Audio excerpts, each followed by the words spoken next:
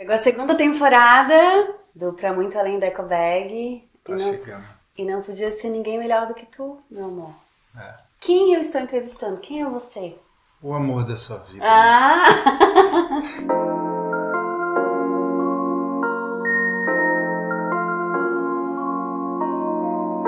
Eu sou Paulo Pimon Berndt, filho da Undina, do Valdir Berndt.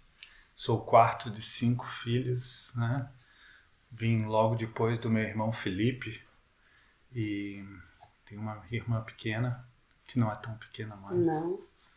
A Priscila, Denise, Henrique, uma galera, né? Uma casa cheia, uma casa grande, sempre cheia de gente. Uhum. Então eu vim de lá, eu era o mais tímido da galera toda. Mas... Quem diria? O mais tímido da galera toda ia ser o que mais aparece na vida. Pois é. É verdade, quando eu te conheci, tu mal falava. É. Sempre grudado na minha mãe, cresci grudado na minha mãe e depois fui fazer psicologia. A minha mãe disse que desde os 11 anos de idade eu já dizia que eu ia ser psicólogo. Tá, isso é uma coisa bem importante para essa conversa, para esse nosso primeiro episódio da segunda temporada. Temos um psicólogo aqui. Temos um psicólogo na área. Sim. Então, fui fazer psicologia, entrei na faculdade com 17 anos, na Universidade Federal de Santa Catarina. Saí de lá com 22, praticamente. Morei um tempo no exterior, né? Quase 3 anos.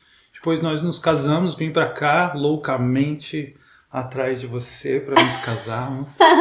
E aí a gente se casou e estamos aqui. É. Então, mas foi só depois foi em 2016, com 6 anos de casar. 6 anos? É? Eu não lembro. Não, mais de 6. A gente casou em 2005, a pessoa não sabe nada aqui. Datas não... 11 anos de casado é que a gente começou, que a Casa Sem Lixo nasceu, brotou, e eu não sei, como que tu acha que começou? Eu lembro que tiveram coisas acontecendo simultaneamente, né?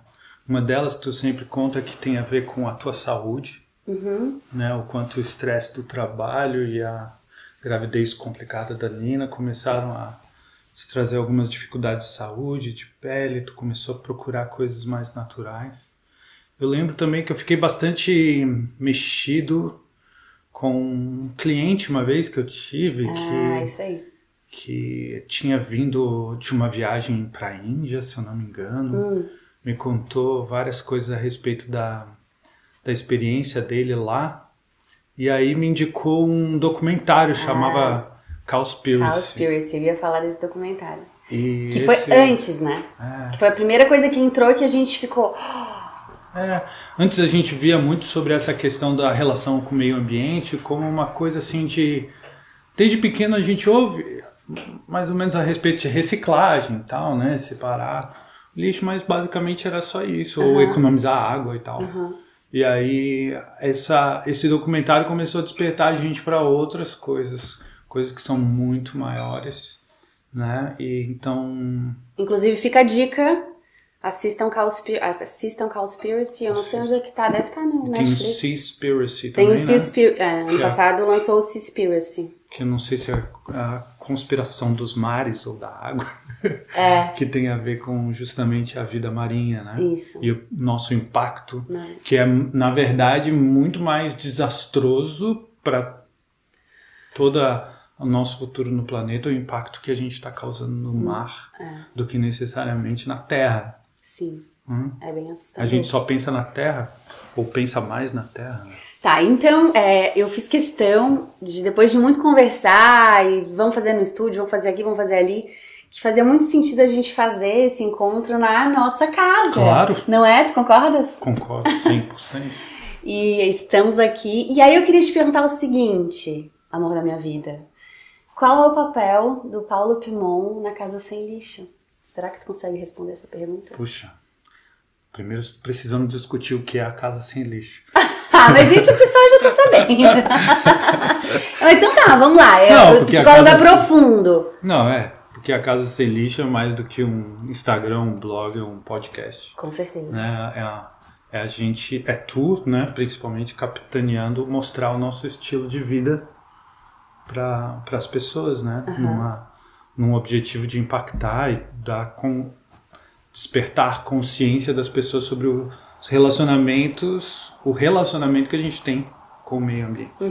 Então, o meu trabalho nisso, eu trabalho como psicólogo, eu trabalho numa perspectiva sistêmica. E quando a gente fala em princípios sistêmicos, nós falamos sobre tudo é relacionamento. Né?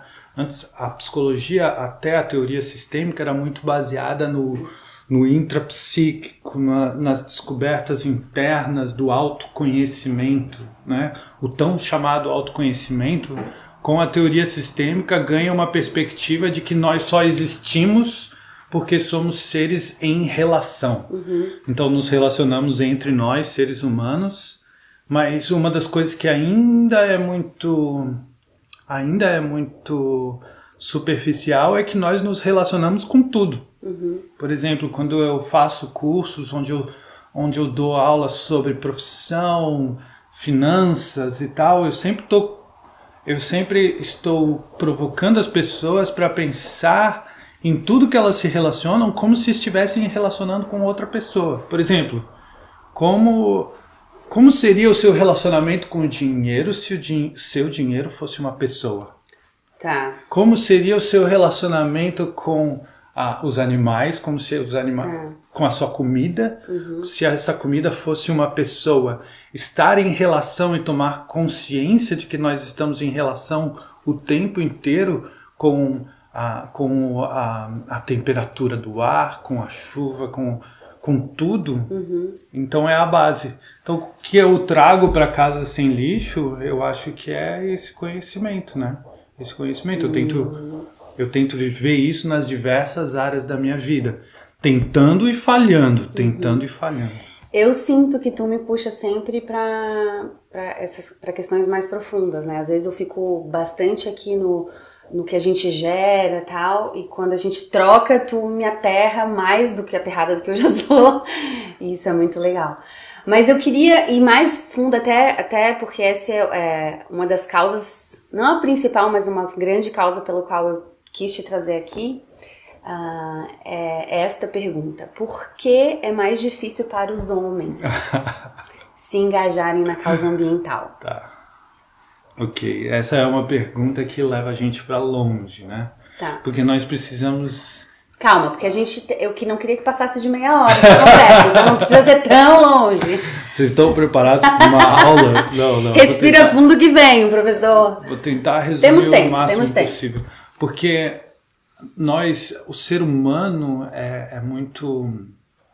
A gente acabou criando também muito uma atmosfera de guerra e competição entre homens e mulheres, né? A gente acabou criando isso ao longo do tempo e estamos vivendo um momento bastante crítico em relação a isso. E é necessário a gente olhar para certas diferenças que realmente existem, historicamente principalmente e biologicamente, claro. Tá. Né? Mas de forma geral o homem é sempre voltado para fora.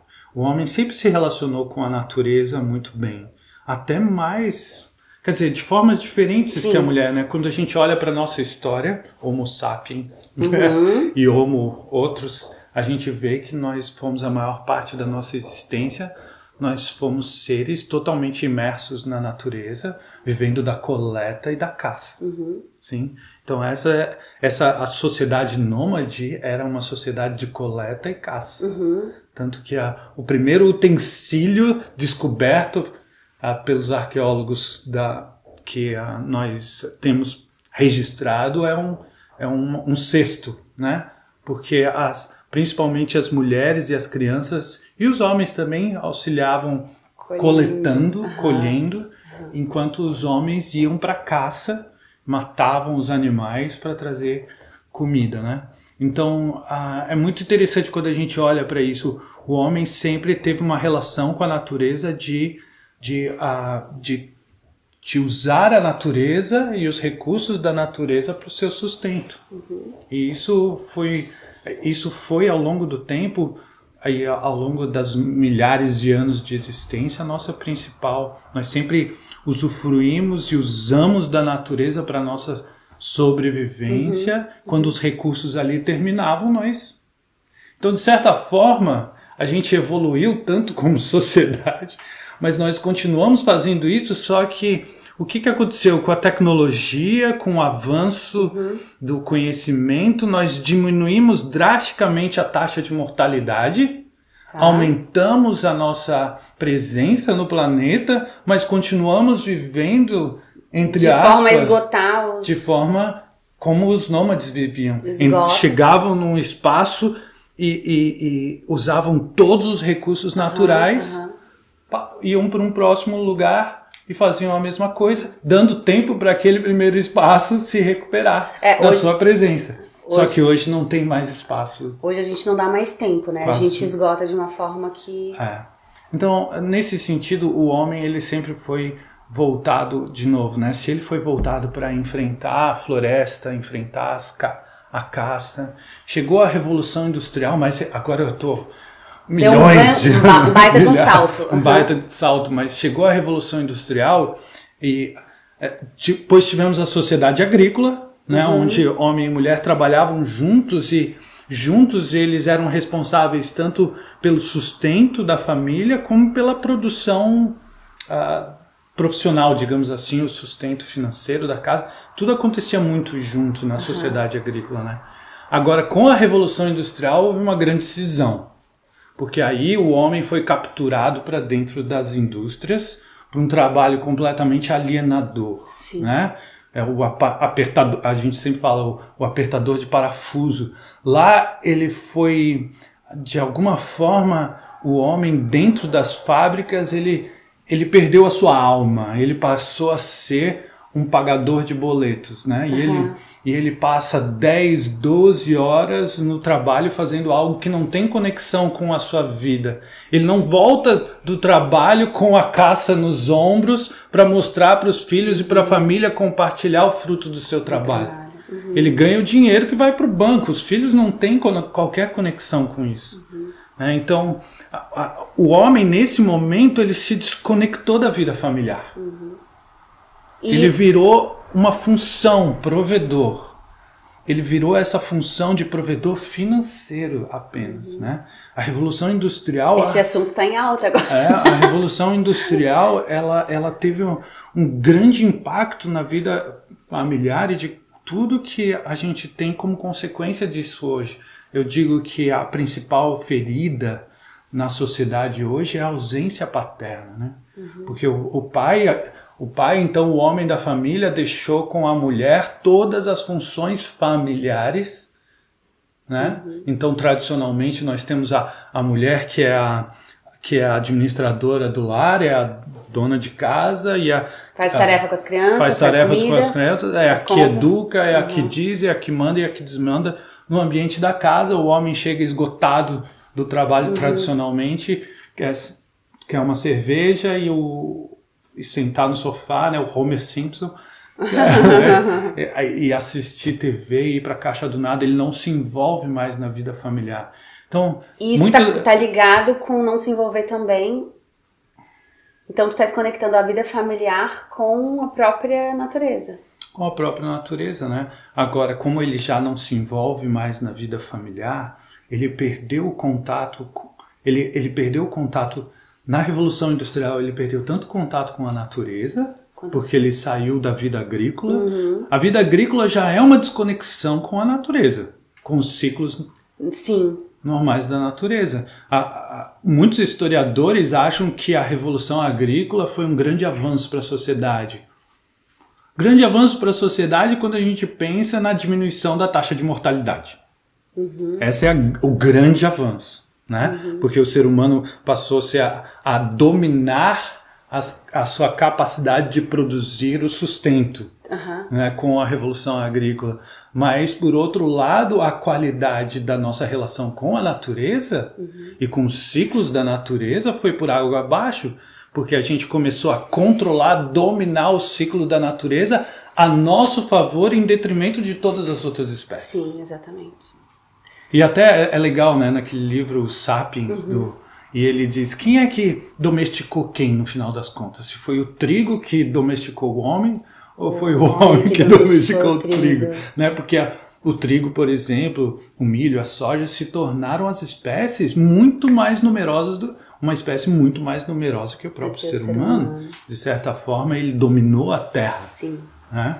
Bom, e a gente vê isso nas nossas mesas hoje, né? Eu não sei se eu respondi a pergunta. É triste quando a gente vê isso, quando a gente olha só por esse ponto de vista. Mas então vamos pensar num resgate. Tá. Como que a gente... Essa é uma pergunta que eu recebo muito aqui no YouTube. Tô agora crescendo, né, nas plataformas de podcast, mas também lá no Instagram. Como que tu faz, Nicole, para envolver o teu marido com as coisas, né? Eu acho que fica claro. Então, como resgatar esse homem que tá tão imerso em tudo isso? Vamos dar uma dica bem prática. Adoro. Vamos para a parte mais prática. A gente falou. Mas eu lembro de um momento que a gente teve lá no começo. Tem uma das coisas que é bem homem, assim, né? Entre aspas, bem homem, não no sentido de alma, mas no sentido de função, é de levar o lixo para fora. Tá. Né? A gente tem essa coisa. Eu sei que tem até condomínios onde os caras se reúnem perto do... Não sabia? Lá. Sério? Já ouvi várias piadas. A marada se encontra no lixo. De que tem um secret stash. Como é que se fala em português? Spot? Tem um coolerzinho com umas cervejas lá perto do latão de lixo. É muito legal essa coisa. Legal, não sei. Mas Vamos ver se é. Desenvolve. Então. Bom, vamos voltar para a dica bem prática. Uma das coisas é de levar o lixo para a rua, parece ser sempre uma função do homem. Tá. Né? Não vou dizer que isso é certo ou errado, não importa. Em muitas casas é assim. Em muitas casas é assim. E era assim até um tempo lá em casa. Sim, e a gente lembra que na nossa vida anterior, digamos assim, era descer o lixo todo dia. Sim, é verdade. Era todo dia levar o lixo para fora.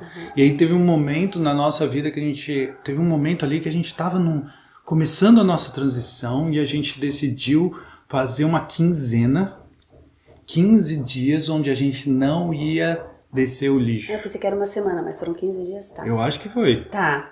Eu lembro que a gente decidiu, não vamos descer o lixo, a gente vai bater um papo com o nosso lixo. A gente chegou uma hora que a gente colocou todo aquele saco de lixo na sala, assim. Eu não sei se tem foto ou vídeo daquilo até hoje. Eu devia ter feito, né?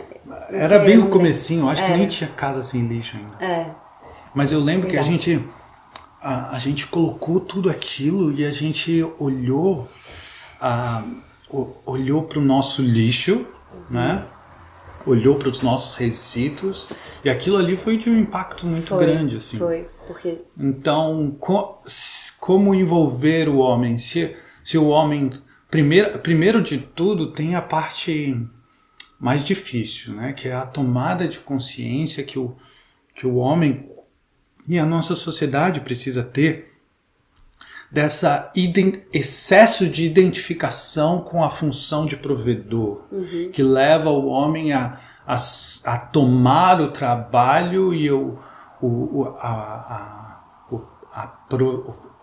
prover financeiramente para a família como se fosse a sua única função. Sim. Né? Como se fosse aquilo que o define enquanto homem. Isso a gente precisa... Isso é muito difícil a gente transformar, mas já está em transformação. Tanto que grande parte da crise do homem hoje a mulher tem ascendido ao mercado de trabalho e na sua capacidade de gerar recursos financeiros. E agora, quem sou eu no final das contas, né? Sim, então, uma ótima pergunta. Então isso tudo precisa ser questionado para que o homem possa ganhar de novo o seu lugar no convívio familiar. Tá, então tu estás dizendo que, por exemplo, né, se for essa tarefa, a questão de olhar para os resíduos, né? E trazer esse homem para fazer isso junto? Que tal dizer, olha, não precisa descer o lixo por 2 semanas. E aí coloca todos aqueles resíduos no meio da sala. Pode parecer uma coisa meio nojenta. A gente não abriu o saco de papel higiênico nem de comida. Não, mas Aquilo A ali... gente olhou para o que a gente... Porque o nosso... Foi uma hora que a gente chegou assim e a gente disse, olha o... Realmente, quando a gente esconde o nosso lixo dentro de um saco escuro normalmente e todo dia desce, a gente não tem noção do que a gente está... Do que a gente gera, do né? impacto que a gente está causando. Eu lembro que até hoje a imagem está tão clara na minha cabeça daquilo tudo no meio da sala, assim, que não é possível a gente continuar vivendo do jeito que a gente está vivendo. Sim. Né? Então, aquilo foi de um impacto muito grande para mim e aquilo que já... Claro que eu não sou um homem tão normal nesse sentido, né? Adoro!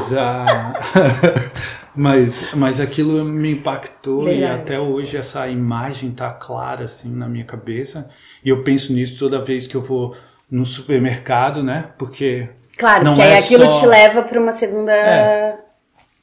Toda vez que eu vou no supermercado e que eu... Meu Deus, se eu não levei a minha eco bag, então eu carrego tudo. Então vamos para a última pergunta. Tá. O nome do nosso podcast é Pra Muito Além da Eco Bag, né? Então o que te faz, ou como que tu... O que tu acha que hoje tu faz que é para além da eco bag? Porque levar a eco bag tu já leva, né? E quando tu não leva, tu carrega tudo na mão. O que hoje o Paulo faz pelo meio ambiente para além da eco bag? Depois que a gente vai descobrindo todo esse universo do lixo zero, a gente vai descobrindo que não é só separar o lixo. Uma das coisas grandes é a compostagem e tudo isso. Então, toda vez que eu penso que determinado resíduo que eu estou descartando, para onde ele está indo, né? Isso é uma das grandes questões, é um lado da história. Do outro lado da história são as compras que eu faço, né?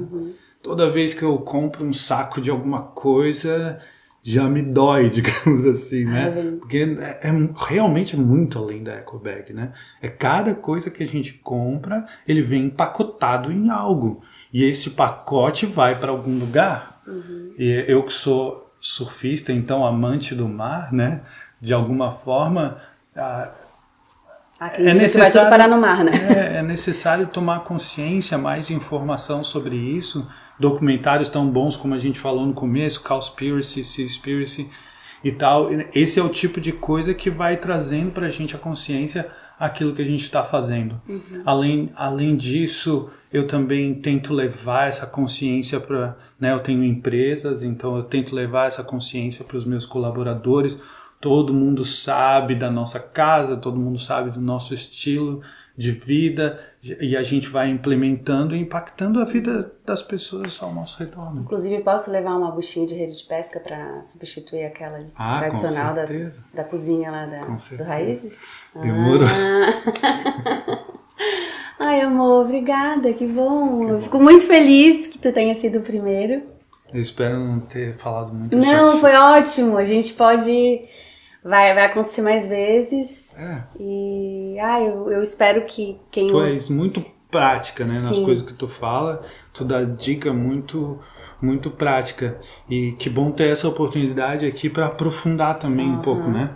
Porque a gente precisa olhar para o nosso contexto histórico, a gente precisa olhar para aquilo que a gente carrega na alma, que a gente... Porque às vezes querer simplesmente mudar um comportamento pode ser muito frustrante. Sim. Porque a gente não está atingindo o que há de mais profundo, que está na essência, na alma, né? Quando a gente olha para a alma e o quanto ela se distanciou da natureza e das relações, então a gente consegue causar uma mudança duradoura. E precisa mudar aqui dentro primeiro, né? Show. Gente, eu espero que vocês tenham gostado, quem está nos ouvindo, quem está nos assistindo, que esse bate-papo tenha te inspirado de alguma maneira, né? Quem tá no YouTube, curte, pode deixar os seus comentários aqui, quem sabe compartilha com outras pessoas. Quem tá nas plataformas de áudio, não esquece de avaliar, dá 5 estrelas! E esse é só o primeiro episódio dessa segunda temporada, eu tô muito feliz, um beijinho sem lixo e até o próximo vídeo. Tchau. Tchau, obrigada, Paulo. I love you.